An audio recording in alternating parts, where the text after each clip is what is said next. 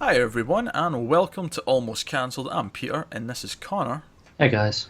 We are going to talk about BrainDead, Season 1, Episode 9. It's called Taking on Water, How Leaks in DC Are Discovered and Patched. I like that title, Good actually. title. Yeah, that Yeah, was a good it's a good title. one. I was because at first, because I hadn't actually looked at the title yet, I just had it there to read when I got to the title.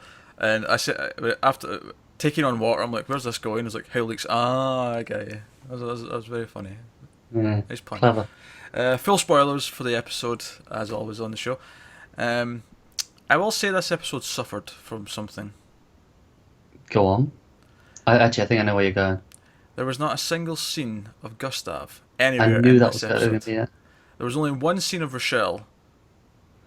That Their said, their I really absence was. enjoyed it. I enjoyed it too, but their absence was felt It was. It was a bit weird as well. because Like, this kind of there was a little bit of the what Red's plan is like going on, but they mostly shifted it away from the main plot and focused on Laurel and Gareth's relationship. And there was fun to be had there, but I do think it suffered from the lack of Gustav. yeah, I'll agree with that.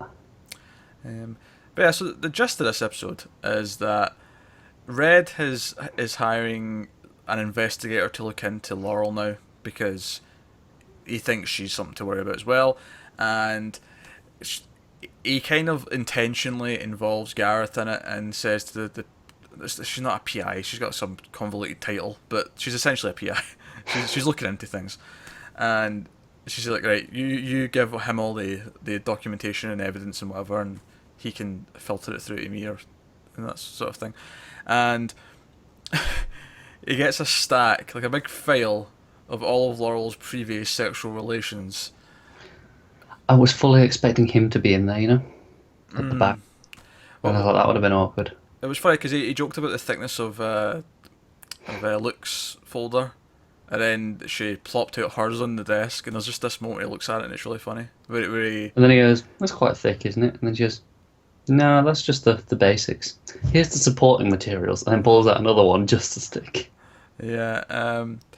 So basically, he reads a bunch of things about her past, and he tries to bring it up with her, and she does not take it very well when he starts prodding Yeah. around these things. Um, in that kind of way where she's not outright saying she's not okay with it, but as an outside She viewer, she does kick him out though. well, yeah. Eventually, she kicks him out after, but at first she goes along with it and says, "Yeah, ask your questions," as if she's okay with it. Yeah. Now, admittedly, I'm doing my Akbar at home. It's a trap, Yeah. Now, like look, when a woman does that, just run. just yeah, shut your mouth, or give her a compliment or something. Just, but don't continue the line of questioning. No, It's, no, don't don't carry on. Just don't do it. no. And that was amusing enough, but the real fun came later on when the investigator came in and said, "Oh, by the way, she had a relationship with someone prominent," and he's like, "Oh, who? Oh, so so he finds out that she allegedly had sex with Michael Moore. If you're not familiar with Michael Moore, he's the documentary filmmaker who made Bowling for Columbine and Fahrenheit 9/11.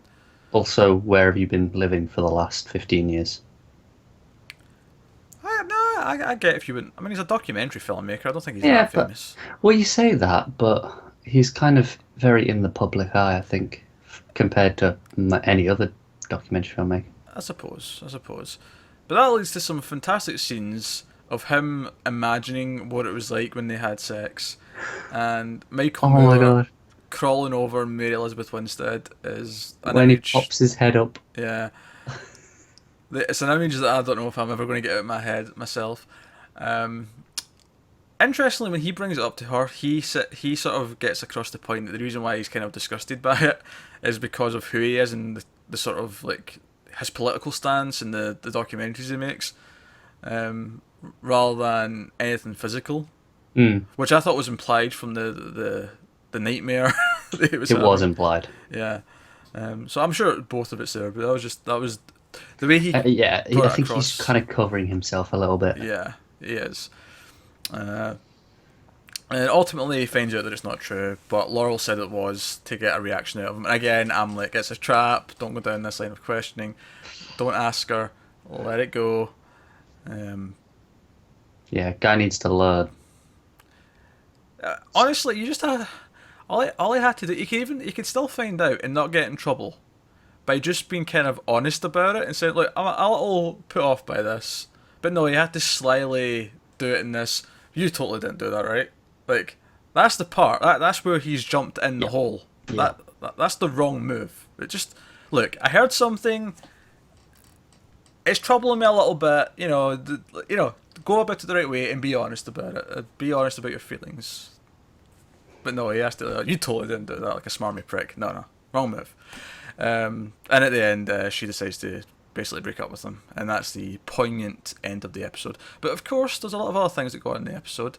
Mainly, Red convinces the Senate to hire an investigator to find out who has leaked the information from last week. If you remember last week, there was a CIA guy who came in and said, right, there's no connections to Syria, but you're not allowed to talk about this in the news. And then Red went on the news and said he was shocked by it, implying that there was something bad. And so did the other woman that's on this side. Yeah, that's on the Democrat side. And I think it's kind of implied that Red's the one. No, not Red the one, sorry. But at one point I was thinking that Red might have done it so that he could start this investigation. It turned out that it wasn't, but for a minute I was It's thinking... the sort of thing he would have done, isn't it? Yeah. So he's poking around. I mean, there was a lot of good scenes with the FBI guy, or not FBI guy, but the investigator did, who comes in and like he's like being really nice to Luke and like, yeah, you probably shouldn't say anything else to me until you've got a lawyer. But more the way he spoke to the lawyer as well, there was this real like pleasant like casualness to it, but it was like at the same time like hard like law political. It's like everything rules. had a double meaning. Yeah, yeah. Just, So, it was the way he smiled and went, "Oh, do you want me to leave the room?" And she's like, "Yeah, that'd be good." Like, yeah. It's like we both know how this works. yeah. So I enjoyed all that. I enjoyed all that blatant, on the surface like two-faced.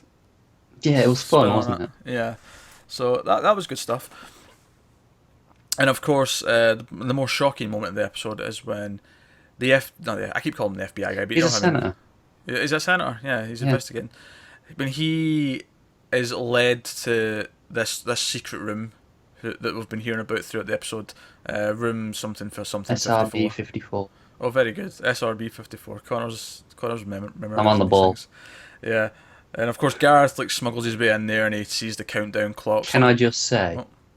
that part there introduced my new favourite character in the show, the IT guy. The IT guy. Why is the IT guy your new I don't favorite? know, he was just fantastic. Like, he's like a fantastically blunt IT guy that every IT guy should be like. Because he's like, nah, fuck you, you'll need me. It's great. Oh dear. But yeah, Gareth like sneaks in there and he finds like blueprints for what appear to be like detention camps for Syrian refugees. Mm. And Luke points the investigator onto this, and Red shoots him in the head. It's when the investigator goes, like, Red's calling him an enemy. He goes, if I'm your enemy, you might as well just take out a gun and shoot me. And then literally like a second later, there's just a gunshot. And you're like, oh. Okay then. That said, the more prominent part of that scene for me was Red tasting the brains on the wall and then scraping And it off scooping it all. Yeah. into a tub so that he can have it for dinner later. It's the way you went like, oh, one of the greatest minds of our generation. It's not bad. Eating brains now. We're adding a new layer to these aliens. They're zombie-like as well now, apparently. Yeah. Well, I wonder if they consume the knowledge or something if he eats the brains, or if it's just a No, taste of it's knowledge. just the idea. Yeah. But again, people eat sheep's brain, so why would an alien eat human brain? I can tell you right now, I fucking don't. People do. I didn't say you do. It's not uncommon. They shouldn't. I don't know. It's not that bad. They Had it. shouldn't. Oh god. Oh. No. So many things divide people on this planet. You know, race, gender, sexuality, all these things that put lines between people. But we're ignoring the real problem here is people who eat sheep brains should clearly be on the another side of the line from everyone else. They're really not that bad. It's just no different to any other part of a sheep. Yes, it is, because they're fucking brains. Yeah, but I want no part of it, is what I'm saying. I want no yeah, part of it. but you know, why not? Because they're fucking brains. So you eat liver, you eat kidney. Why not a brain? 'Cause- just cause. There you go. You got no answer. No, I do have an answer. It's called cause. That's very wasteful of you. You should eat everything. People. Oh, right. Let's We're off track. back Yeah. on track. BrainDead.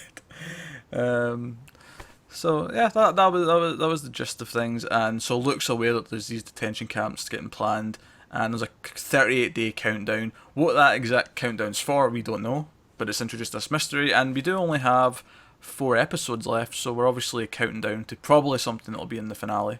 Most likely. Yeah.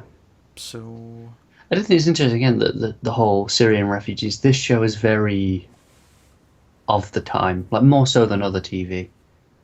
That's very much an issue this year more than anything else. yeah, but no, that was a good episode. It was just it was missing a few key elements that I've really been enjoying the last few weeks. That's fair. I will say also I particularly enjoyed the recap song where it wasn't previously on Braindead, it was previously on My Life, and then the guy starts talking in the first person. Yeah, actually, another little point I really liked is the moment we spoke about earlier, where Gareth gets the folders Mm. and he sees how big it is and he opens it and he looks like shocked. That's when it cut to the title, and the title of this show is like a character like his head blowing Mm. when the title appears, and I thought it was very in context of the moment that just It's like, happened. oh, mind blown. Yeah, Yeah. it's So, good. so props to that. That was very good. I'm actually tempted to go back and see if any of the other like moments where that comes up on screen are as in context as that. That's BrainDead episode 9. So let us know in the comments and stuff if what you thought of the episode. Like and subscribe and all that jazz. It helps us out a lot. Thank you very much for watching. We'll see you next time.